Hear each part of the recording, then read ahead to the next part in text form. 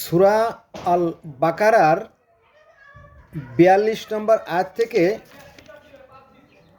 ৫১ নম্বর আয়াত পর্যন্ত অনুবাদ।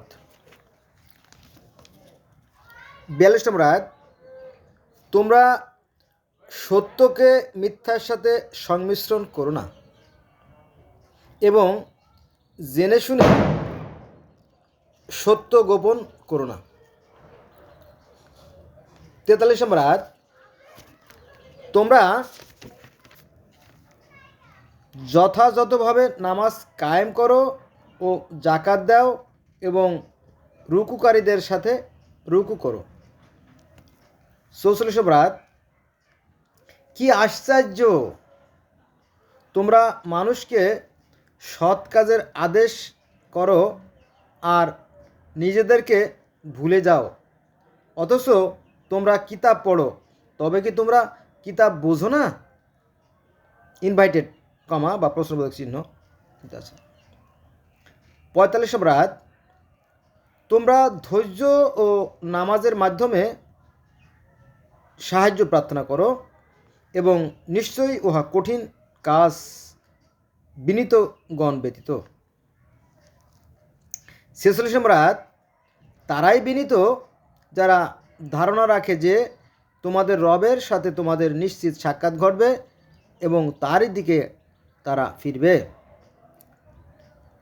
৪৭ নম্বর আয়াত, হে বনী ইসরাইল হে বনী ইসরাইল, আমার সে অনুগ্রহকে স্মরণ করো যদ্বারা আমি তোমাদেরকে অনুগৃহীত করেছি আর বিশ্বে সবার উপরে আমি তোমাদের শ্রেষ্ঠত্ব দিয়েছি। ৪৮ নম্বর আয়াত, তোমরা সে বিষয়ে সেদিনকে ভয় করো যেদিন কেউ কারো কোনো কাজে আসবে না এবং কারো কোনো সুপারিশ স্বীকৃত হবে না এবং কারো কাছে থেকে ক্ষতিপূরণ গৃহীত হবে না এবং তারা কোনো প্রকার সাহায্য পাবে না। ৪৯ নম্বর আয়াত, স্মরণ করো যখন আমি ফেরাউন এর সম্প্রদায় থেকে তোমাদের নাজাত দিয়েছিলাম, যারা তোমাদের পুত্রগণকে হত্যা করে ও তোমাদের কন্যাগণকে জীবিত রেখে তোমাদের যন্ত্রণা দিত এবং ওকে তোমাদের রবের পক্ষ থেকে এক মহাপরীক্ষা ছিল। ৫০ নম্বর আয়াত, যখন তোমাদের জন্য সমুদ্রকে বিভক্ত করেছিলাম এবং তোমাদের নাজাত দিয়েছিলাম ও ফিরাউন সম্প্রদায়কে নিমজ্জিত করেছিলাম আর তোমরা উহা প্রত্যক্ষ করেছিলে। ৫১ নম্বর আয়াত, যখন মুসার ৪০ রাত্রি নির্ধারিত করে দিয়েছিলাম তা প্রস্থানের পর তোমরা গোসানাকে উপাস্যরূপে গ্রহণ করেছিলে, এতে তোমরা অনাচার করেছিলে।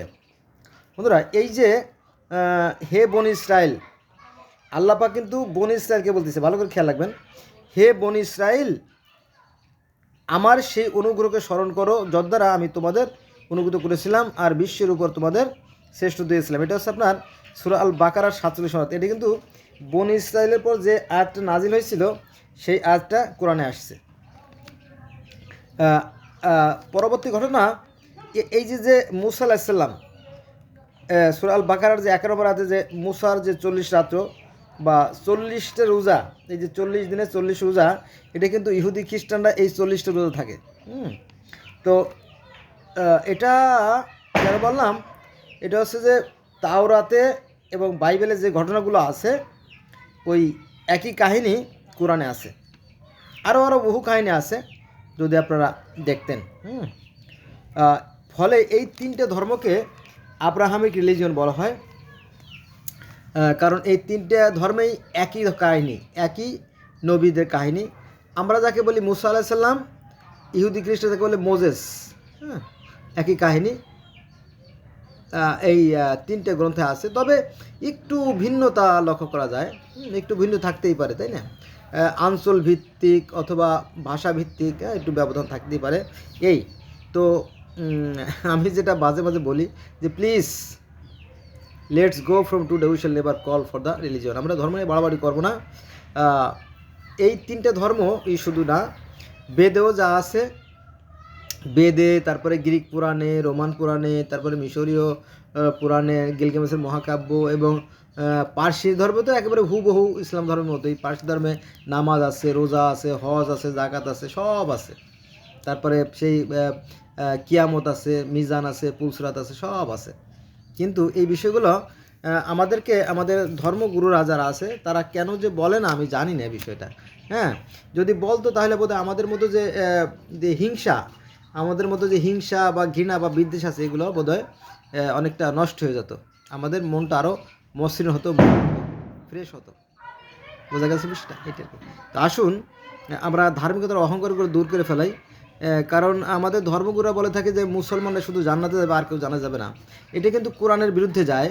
এটা আপনার সূরা আল বাকারার ৬২ নম্বর আয়াতের বিরুদ্ধে যায়। কারণ সেখানে বলা হয়েছে, সূরা আল বাকারার ৬২ নম্বর আয়াতে বলা হয়েছে যে আচ্ছা আমি সূরা আল বাকারার ৬২ নম্বর আয়াতে বলা হয়েছে যে নিশ্চয়ই যারা ঈমানদার মানে কি, এই যে পৃথিবীতে ৪৩০০ ধর্মর সৃষ্টি হয়েছে, এটা মূলত ইমান বা বিশ্বাস থেকেই কিন্তু সৃষ্টি হয়েছে। তার মানে কি এই ৪৩০০ ধর্মের অনুসারীদের কিন্তু ইমান আছে বা বিশ্বাস আছে। ইমান মানে বিশ্বাস, তো বিশ্বাস আছে। এবং যারা ইহুদিরা জান্নাতে যাবে, খ্রিস্টানরা জান্নাতে যাবে এবং অগ্নি উপাসকরাও জান্নাতে যাবে। কোরআনের কথা বন্ধুরা, এটা কিন্তু কোনো ক্রমেই আপনি বুঝতে পারবেন না, সেই ক্ষমতা আপনার নাই। তাহলে ইহুদি, খ্রিস্টান, অগ্নি উপাসক এদের যারাই শেষ দিবসে বিশ্বাস করে ও সৎ কাজ করে তাদের জন্য তাদের রবের কাছে পুরস্কার রয়েছে। তাদের কোনো ভয় নেই আর তারা দুঃখিত হবে না। কার কথা? কোরআনের কথা। ধন্যবাদ সবাইকে।